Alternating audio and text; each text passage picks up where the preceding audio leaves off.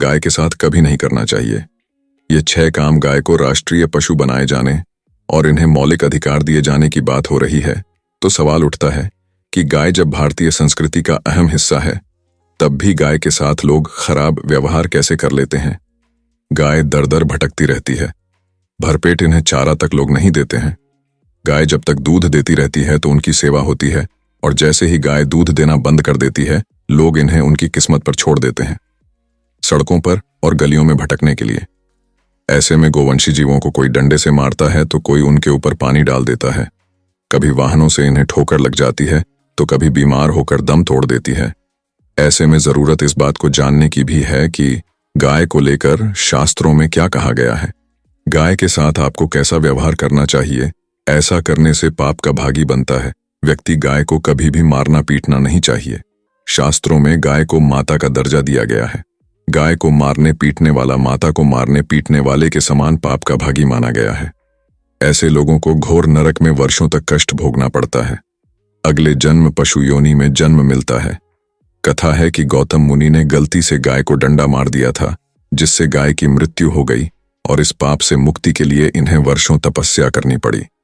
श्री कृष्ण ने बैल रूप में आए वृत्रासुर का वध कर दिया था, जिससे मुक्ति के लिए भगवान श्री कृष्ण को संपूर्ण तीर्थों को एक कुंड में बुलाना पड़ा, और इस कुंड में स्नान से वह पाप मुक्त हो पाए थे।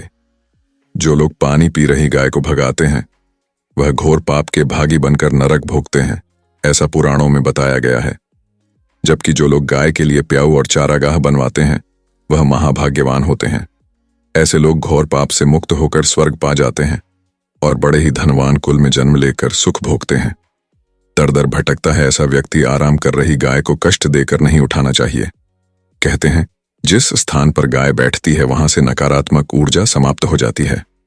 गाय के बैठने की जगह को जो लोग नियमित साफ करते हैं, वह पूर्व जन्म में किए जाने अनजाने पापों से मुक्त हो जाते हैं और गोलोक में स्थान पाते हैं।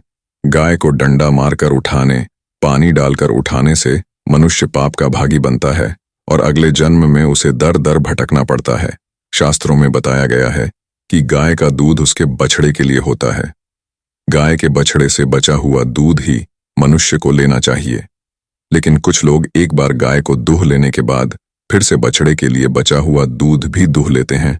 ऐसा करना घोर पाप कहा गया है।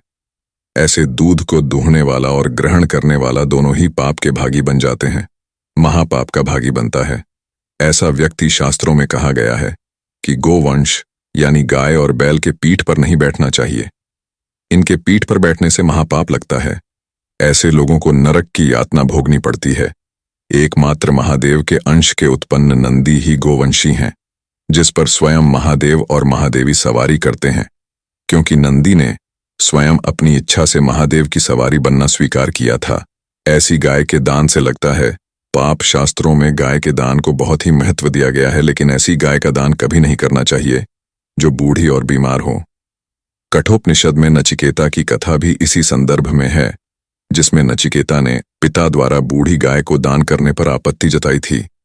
दूध देने वाली और बछड़े सहित जो लोग गाय का दान करते हैं, वह महान पुण्य को प्राप्त करके स्वर्ग में स्थान पाते हैं। अगर आपको जानकारी पसंद आए तो लाइक और सब्सक्राइब जरूर करें।